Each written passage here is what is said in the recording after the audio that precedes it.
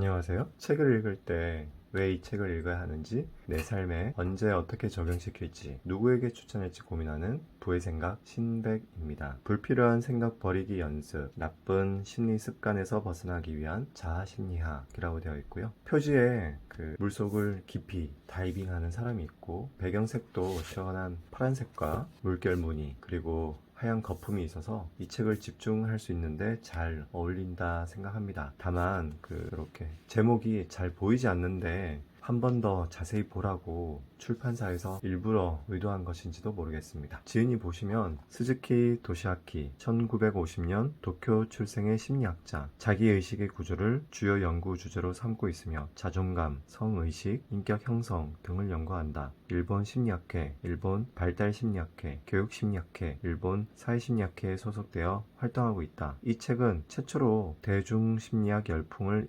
불러일으킨 에릭 번의 교류 분석 이론을 바탕으로 자아와 고정관념 사이의 관계를 분석하고 자신이 원하는 모습대로 살고자 하는 이들에게 방향성을 제시해주고 있다. 모두 6장으로 되어 있는데 챕터 하나하나의 짜임새가 훌륭해서 하나씩 음미하면서 읽다 보면 금방 읽을 수 있습니다. 오늘은 이 책에 관심이 생길 내용을 읽어보겠습니다. 제1장, 마음의 원리를 알면 인생이 가벼워진다. 금지령을 가지고 있는 사람은 순종적인 아이여야 한다는 생각으로 스스로를 통제한다. 그 결과 어른이 되어서도 적극성이 부족하고 자신의 의견보다 타인의 의견을 중시하는 경향이 강하다. 사는 대로 생각하지 말고 생각하는 대로 살라는 말. A는 어렸을 때부터 공부를 잘해서 줄곧 1등을 놓치지 않았다. 그런데 결정적으로 실전에 약했다. 대학 입시 때도 일지망 대학에 입학 시험을 치르는 날 감기 때문에 시험을 망쳐 결국 이지망 대학에 들어갔다. 입사 시험을 볼 때도 최종 면접에 지각하는 바람에 정말 들어가고 싶었던 회사에서 탈락하고 말았다. 일을 할 때도 마무리가 좋지 않다는 말을 자주 들었고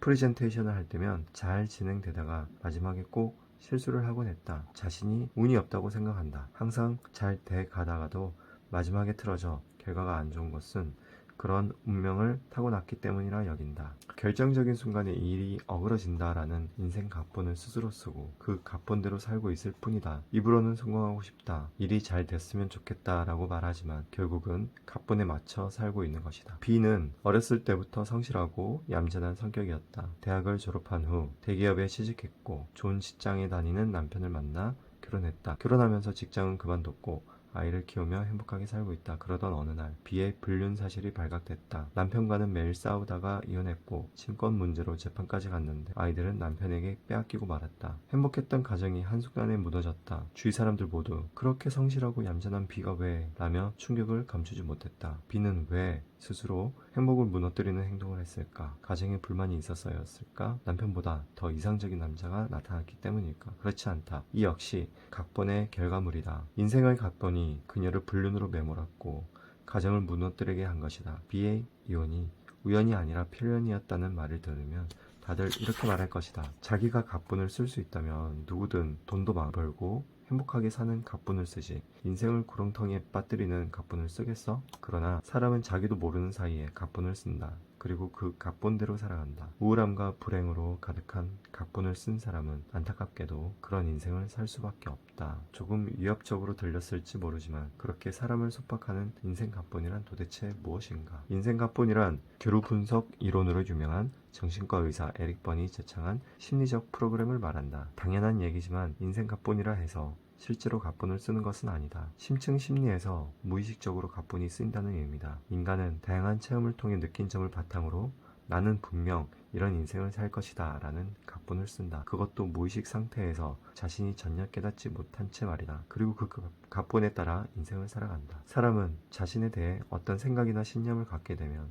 무의식적으로 그에 맞는 행동을 하게 되며 결국 그 신념은 현실이 된다. 이를 심리학에서는 자기성취적 예언이라고 말한다. 예를 들어 점쟁이에게 일주일 안에 사고를 당할 것이다 라는 말을 들으면 무의식적으로 그렇게 되는 쪽으로 행동하게 되고 실제로 사고가 일어나 점쟁이 말이 현실이 된다. 또 혈액형이 A인 A형 사람은 이런 성격이다 라는 말을 들으면 그에 맞게 행동해 성격 특성을 증명한다. 이런 것들이 자기 성취적 예언 현상이다. 인생 각본은 한마디로 인생 예언서다. 모든 사람이 자기도 모르는 사이에 예언서에 따라 움직인다. 요컨대 나는 운이 나쁘다라고 생각하는 사람은 그런 각본을, 나는 운이 좋다라고 생각하는 사람은 그런 각본을 스스로 쓰는 셈이다. 항상 성공한다라고 생각하는 사람은 그런 각본을, 결정적 순간에 일이 어그러진다라고 생각하는 사람은 그런 각본을 쓴 것이다. 실제로 운이 나쁘거나 우연히 일이 잘못되는 것이 아니라 모든 것은 스스로 만들어낸 스토리에 지나지 않는다. 이 책을